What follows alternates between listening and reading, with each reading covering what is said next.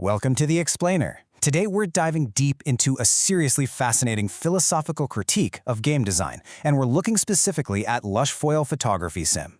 Now, on the surface, this software offers just absolute, breathtaking, photorealistic beauty. It presents itself as this serene photography experience where you wander through meticulously hand-rebuilt scenes. But as we'll see, beneath that stunning visual layer lies what our source text calls a deep, ludic void. Basically, a complete absence of actual game mechanics. So let's jump right in and deconstruct exactly what separates a beautiful simulation from a true video game. So, picture this. You boot up the software. You're wandering through these absolutely incredible Unreal Engine environments. The world is laid out right there in front of you, like literally the most gorgeous screensaver you've ever laid eyes on. You frame your shots, you take some photographs. But then, as the author acutely points out, after just a few minutes, what pops into your mind isn't photography, it's the exact question you see here. When are we going to start this game? It's a pretty jarring realization, right? You're participating in something for sure, but you aren't really playing. To figure out why that happens, we're going to follow the text through 6 distinct stages. We'll look at the expensive tech demo illusion, the complete absence of thresholds, disinfected travel, the anti-eatable comfort zone, a brochure for the state, and finally, Stray and the true threshold. Okay, kicking things off with Section 1, the expensive tech demo illusion, subtitled A Ministry of Culture Presentation. What's really interesting here is how Lush Foil operates way less as a game and much more as this high-end showcase that you tour inside a game engine. You know that specific moment at a big technology fair? The one where a developer opens Unreal Engine and says, "Look, check out how the leaves are swaying in the wind," and you politely nod and say, "Wow."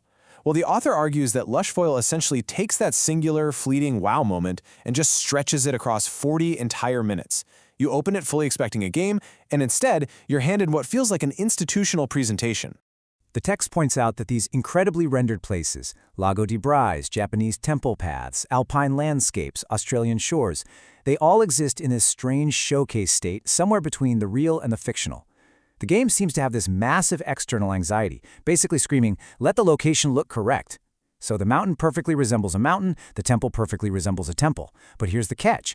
This doesn't establish any internal game logic. Instead, it just becomes a sort of Google Earth dream. It's a perfectly smooth representation of real places, sure, but it carries absolutely none of the events that could actually happen in those places. It's basically just a prestigious photo album that you're browsing with previous and next buttons. Moving on to Section 2, the complete absence of thresholds. There is place, no behavior. All right, so the absolutely crucial point to grasp here is what the author means by a threshold. And they define it not as some punishing Dark Souls level of difficulty, but as a ludic necessity. A threshold is that specific game design element that explicitly tells the player, hold on a second.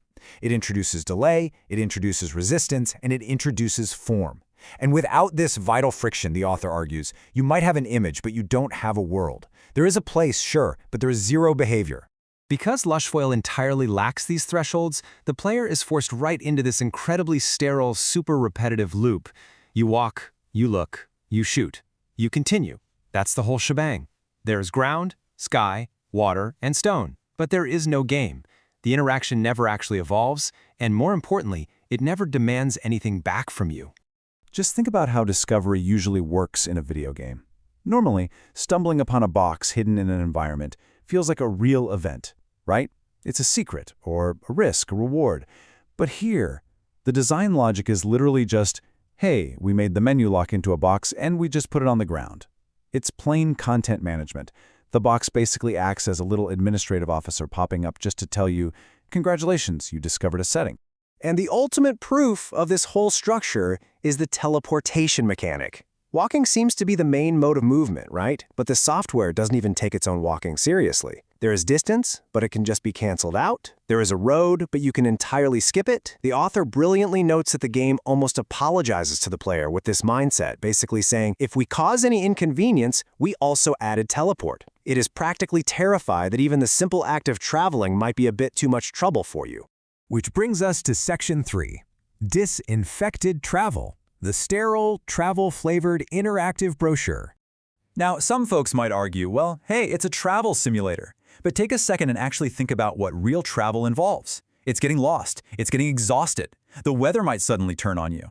You might wander down the completely wrong street. A random dog might bark at you. or a local shopkeeper might give you a funny look.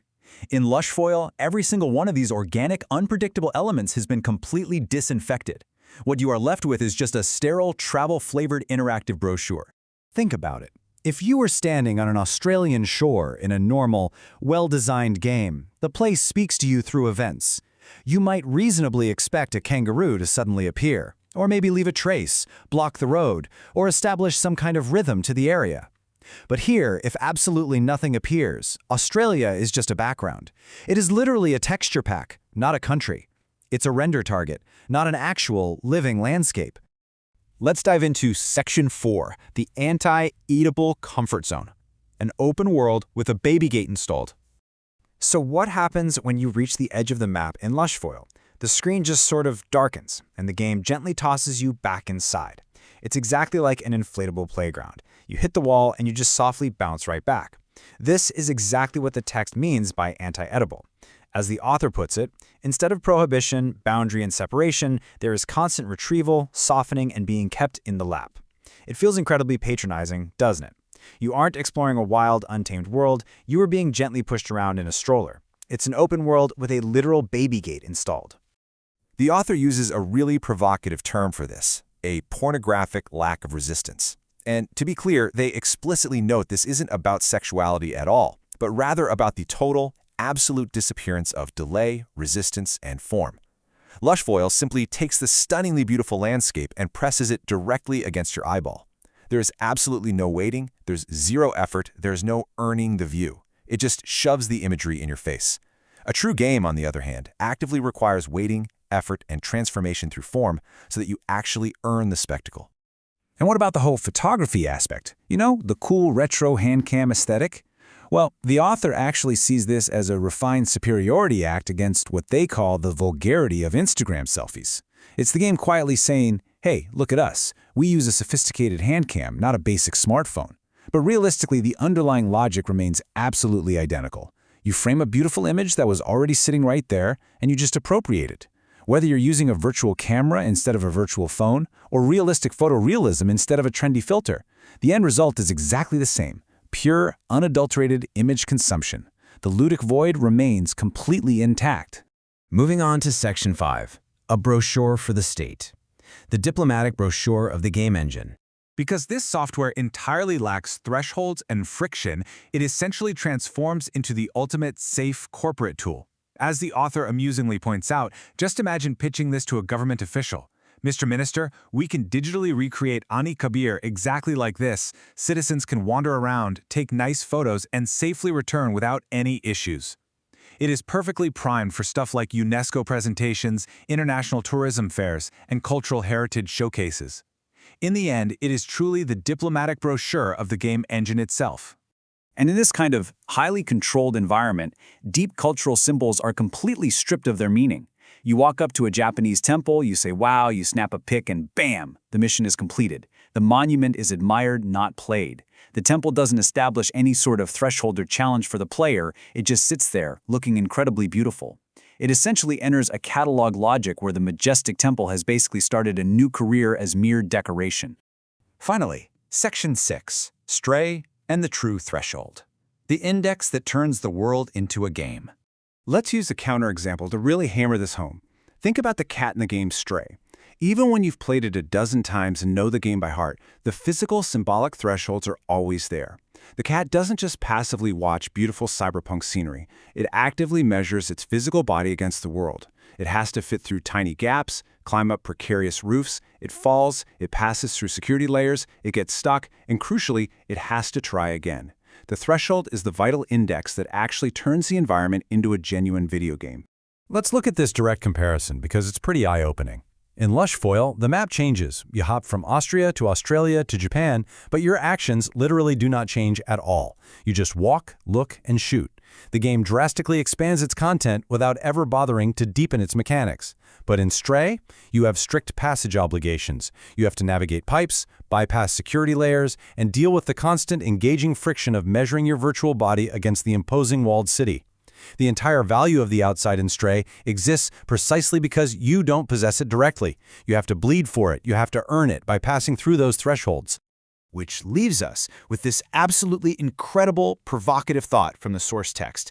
In a game like Lushfoil, there is no real ending. There's just this eventual satiation where you get bored and decide to close the brochure. But if the outside, this thresholdless, totally frictionless, ultra-beautiful postcard, is really what awaits us, it begs a massive question. Is it actually more auspicious, more meaningful, to fall back into the walled city where friction, effort, and true, genuine interaction actually exist? It really makes you reconsider the absolute necessity of friction in game design, doesn't it? Something to definitely think about the next time you pick up a controller. Thanks so much for joining me on this explainer, and keep questioning the design around you.